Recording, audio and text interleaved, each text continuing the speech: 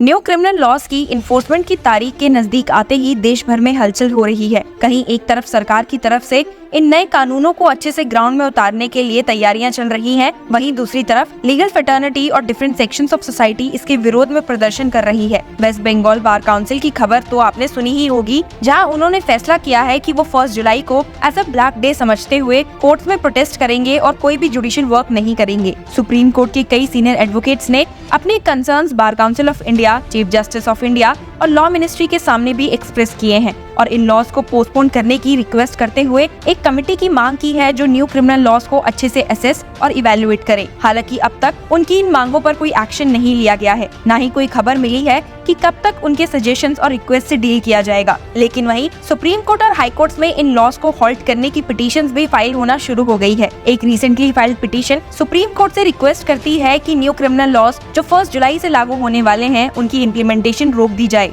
एक committee form की जाए जो इन्हें असेस करे। और साथ ही उस पिटीशन में ये भी बताया गया है कि ये लॉज बिना प्रॉपर पार्लियामेंट्री डिबेट के पास किए गए हैं, क्योंकि उसी दौरान लोकसभा के 140 से भी ज्यादा एमपी सस्पेंडेड थे। अब क्योंकि सुप्रीम कोर्ट ऑफ पर है और 7 जुलाई तक खुलेगा, ऐसे में ये पिटीशन कब लिस्ट होती है इसके बारे में कह पाना काफी मुश्किल है। पर एक और न्यू अपडेट जो न्यू क्रिमिनल लॉज को लेकर सामने आ रही है वो ये है कि peoples union for civil liberties ने union law minister Arjun Ram Meghwal को एक लेटर लिखा है, जिसमें उन्होंने 3 नए क्रिमिनल लॉज की इम्प्लीमेंटेशन को 1 जुलाई 2024 के बाद तक टालने की रिक्वेस्ट की है। इन नए कानूनों के नेचर, नीड, स्कोप और कंटेंट पर एक नेशनल डिस्कशन की भी मांग की गई है। ये कानून यानी कि भारतीय न्याय संहिता, भारतीय नागरिक सुरक्षा संहिता और भारतीय साक्ष्य अधिनियम 1 जुलाई 2024 से Indian penal code, code of criminal procedure और इंडियन एविडेंस एक्ट को रिप्लेस करेंगे। लेटर में ये भी दर्शाया गया है कि भले ही लॉ मिनिस्टर ने रिसेंटली कहा था कि इन कानूनों को एक्सटेंसिव चर्चा के बाद लाया गया है, लेकिन कई ऑपोजिशन एमपीज को सस्पेंड करने के बाद भी इन पर डिटेल चर्चा नहीं हुई। खासकर जब रेलेवेंट बिल्स को लोकसभा में 20 दिसंबर को पास किया गया, तब 141 ऑपोजिशन एमपीज दोनों सदनों से सस्पेंडेड थे। इसमें ये भी कहा गया है कि इन कानूनों का सक्षम एनालिसिस जो कि प्रैक्टिशनर्स जैसे कि criminal lawyers, law enforcement agencies, judicial officers और आम नागरिकों के अनुभव और दृष्टि को नहीं दर्शाता है। लेटर में कहा गया है कि हम इस बात से अवगत हैं कि कोलकाता में 16 जून 2024 को India's progressive path in the administration of criminal justice system conference में लॉ मिनिस्टर ने कहा था कि नए कानून बीएनएस, बीएनएसएस और बीएसए एक्सटेंसिव डिस्कशन के बाद लाए गए हैं, जिसमें जुडिशरी भी शामिल थी और इसीलिए इन कानूनों की इम्प्लीमेंटेशन को टालने का स्कोप नहीं है जो कॉलोनियल एरा आईपीसी, सीआरपीसी और इंडियन एविडेंस एक्ट को रिप्लेस करेंगे। परंतु दिसंबर 2023 में कई ऑपोजिशन पार्टी एमपीज के सस्पेंशन के बाद और बहुत कम समय में हुई चर्चा से ये कानून जो चर्चा से गुजरने चाहिए थे नहीं हो पाए हैं। लेटर में ये भी कहा गया है कि कोई आसमान नहीं टूट पड़ेगा अगर इम्प्लीमेंटेशन डिले किया गया। Letter also said that the public discussions can still be organized at the national level, especially in the backdrop of a new parliamentary session with freshly elected members of the parliament sworn in. PUCL ने कहा है कि ये हमारी विनम्र प्रार्थना है कि इम्प्लीमेंटेशन को टालने और नेशनल लेवल पर पब्लिक चर्चा शुरू करने की मांग को पार्टीशन लेंस से ना देखा जाए या एडवर्सेरियल पॉलिटिक्स के दृष्टिकोण से ना देखा जाए। What is at the stake is not just the very future of criminal law administration in India. A much greater concern is the health of constitutional democracy. Letter में ये जोर दिया गया है कि एक वेल इन्फॉर्म्ड और एनालिटिकल नेशनल डिस्कशन सिर्फ democracy, the rule of law and the constitutional order को मजबूत करेगी। इसके अलावा लेटर में 3 महत्वपूर्ण मुद्दों को सरकार के विचार के लिए उठाया गया है। पहला, क्रिमिनल जस्टिस सिस्टम पर इम्पैक्ट। ये कहता है कि न्यू लॉज भारत के entire criminal justice system delivery को प्रभावित करेंगे, जो 1.4 बिलियन लोगों और न्यूमरस की इंस्टीट्यूशनल प्लेयर्स को प्रभावित करेगा। पुराने सिस्टम से नए सिस्टम में एक सीमलेस ट्रांजिशन को सुनिश्चित करना जरूरी है ताकि सभी खिलाड़ियों को laws, roles, rights and procedures के बारे में स्पष्टता हो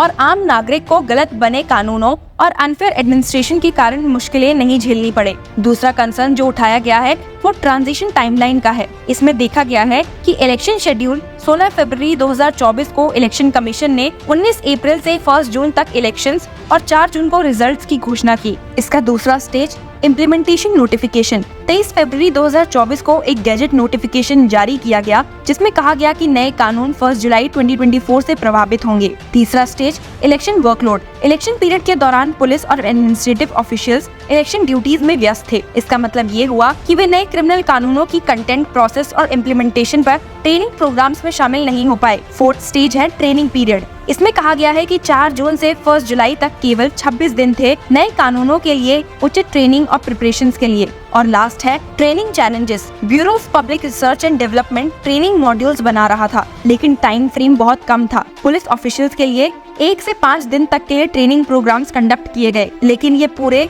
समझदारी और इम्प्लीमेंटेशन के लिए उचित नहीं थे।